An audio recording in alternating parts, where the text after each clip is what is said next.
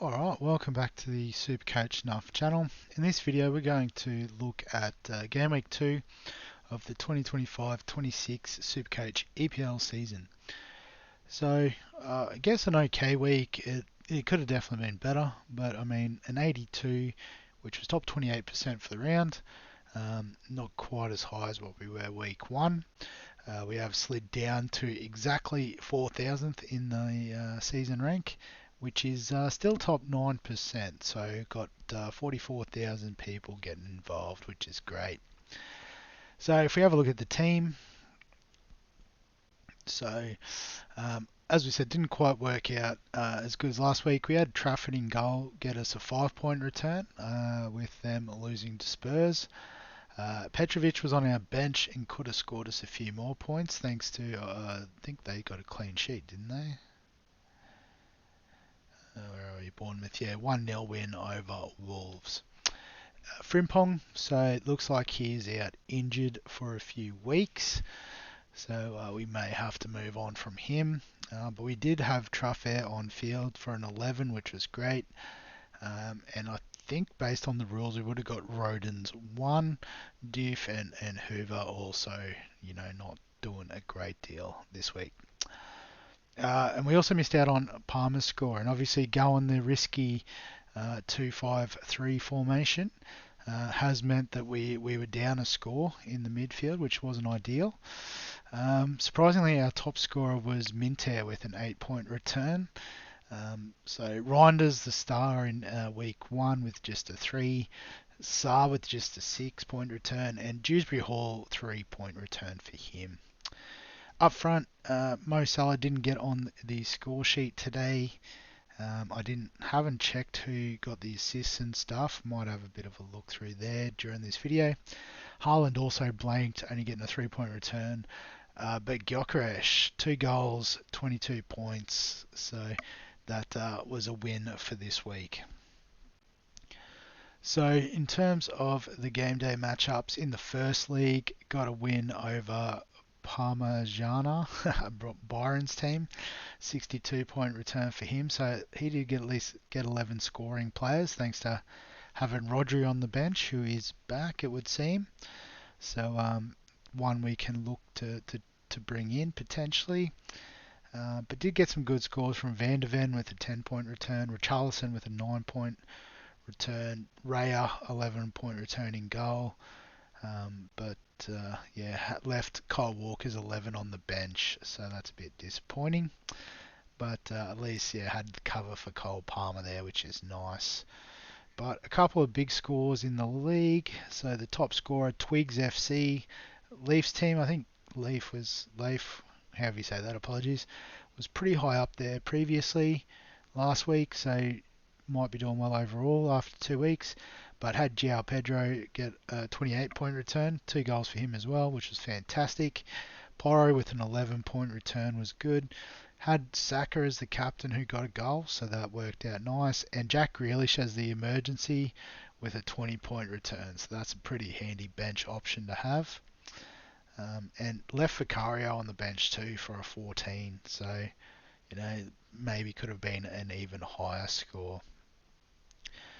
And then in the second league, actually got a draw with the Yara Spartans, Bills team. So another one he had Vicario come off the bench, Grealish, nice. So had the VC on Palmer, so that worked out well. Salah got the 10-point return, obviously. Some good scores there. Missed out on, luckily dodged a -5 there, and got the non-playing keeper, it would seem, Philip Marshall. Nice, so doing the loophole thing, which is pretty cool. But in this league, we had one player ton up, Palmer's Delight. So had João Pedro, Gyökeres, Grealish, Saliba and Raya. So lots of double-digit scores. So didn't even need to have Cole Palmer playing to just rack it up this week. Fantastic work there, Andrew. So the overall league as well, we'll see if there was any big scores in there. So I can see a 124 for the Rusty Trombones this week. That's a fair effort. Yep, clearing away the best score in the overall league.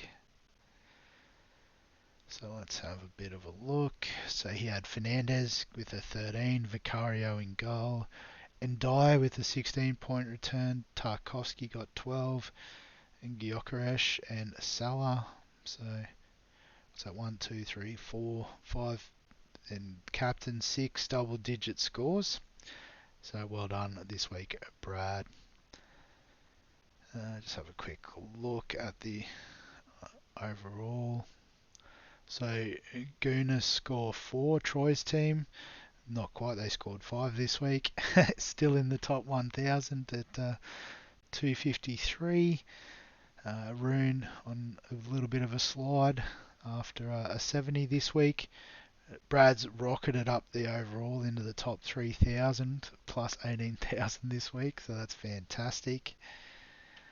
Good to see there. Just some other players that we might have missed out on. So the star of the show this week, Urian Timber with a 45-point return. Calafiore also scored well with a 27. Josh Cullen, Burnley midfielder with a 25-point return. Pickford with 22 thanks to, I think, a clean sheet and a penalty save. So well done if you had him. Utara with a 21-point return, 0.1% owned, so well done to the 31 who had him. Grealish, so did come off the bench in the first game, but now with the 20-point return is going to be a big target this week. Anthony, cheap forward, scored this week, I'm assuming, based on the 20-point return. Paulinho, not very popular, but 19-point return.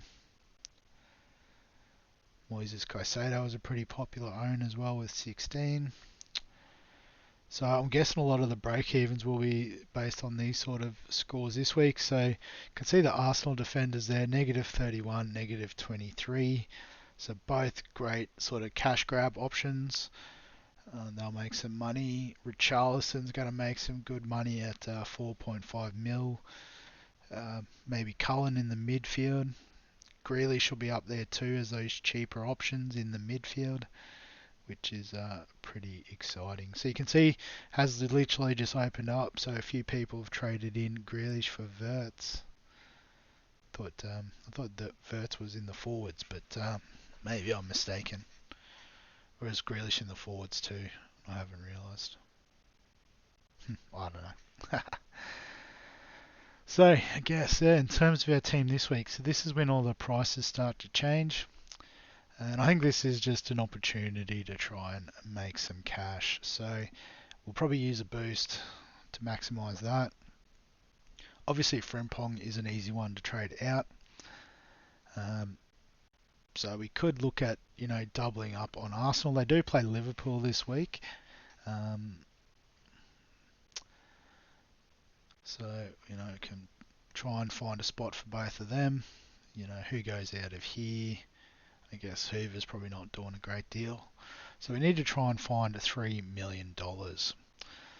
So it seems like the obvious sort of choice is to trade out my man Minter. Just, take advantage of the cash on offer of bringing in a Jack Grealish. So something like that. Yeah, so obviously the problem with that is Liverpool, Arsenal playing each other. So, do we want to play these guys necessarily this week? Bournemouth's got Tottenham, so that's not the easiest matchup either.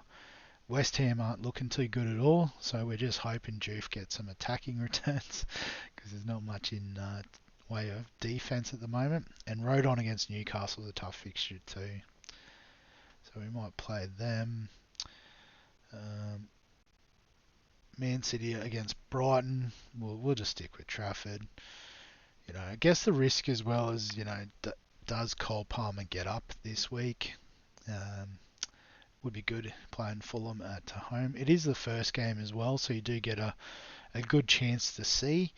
I guess I don't particularly follow too closely on that on a Saturday night, so I might have to this week. But then, yeah, captain, vice captain again. It's a tricky one. Arsenal, Liverpool against each other. So it might be that Palmer's the VC, and then I guess Haaland is captain against Brighton. Yeah, so something like that. Everton against Wolves. Could you be brave enough to captain one of these guys? I could not. So yeah, so I think that's the play for this week is boost, get that cash gen going. These guys hopefully jump up towards that $10 million mark, and we can start to, get some keepers in there. Obviously, upgrade these midfield cheapies, that sort of deal. But we'll wrap the video up there. So as always, if you've got any questions, comments, thoughts, feel free to add them below this video. Give us a like if you enjoy the SuperCoach content. Subscribe for all of the fantasy sports content on the channel. And other than that, we'll catch you in the next one.